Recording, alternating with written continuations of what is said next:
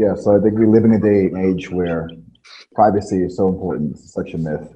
We've seen so many unfortunate tales of retailers and companies that have data breaches, and privacy and data governance really, really matters. And it's all about trust and transparency. And the relationship between the consumer and the brand is such a sensitive thing and so fragile that once you experience such a breach, it's hard to recover that confidence in the brand and the retailer once your data has been out there in the black market. So it's all about building that trust and transparency, having all the means and mechanisms in place, and all the security around the data and all the firewalls necessary to keep those keep that data preserved. And it's all about sharing your actual policy with the consumer and being very transparent with them. What are the guidelines and what do you actually do with the data?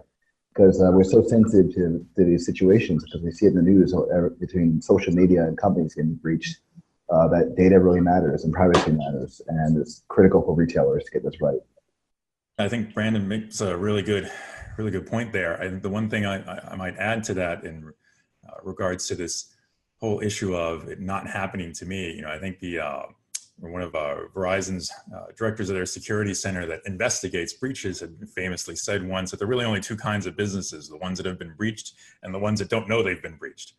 And I think, every retailer is wise to keep that in mind, knowing, of course, that, no one's going to get to that 100% safe zone. But when it comes to customer data, I think Brendan's right in that, the aspect of transparency is key.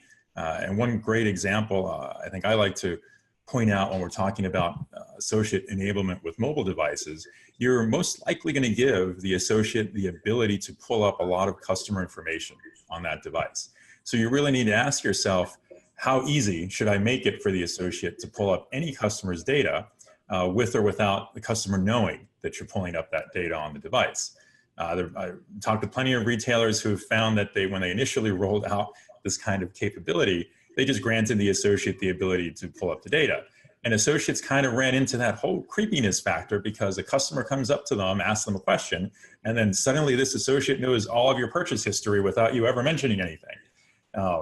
Some people might find that a little creepy.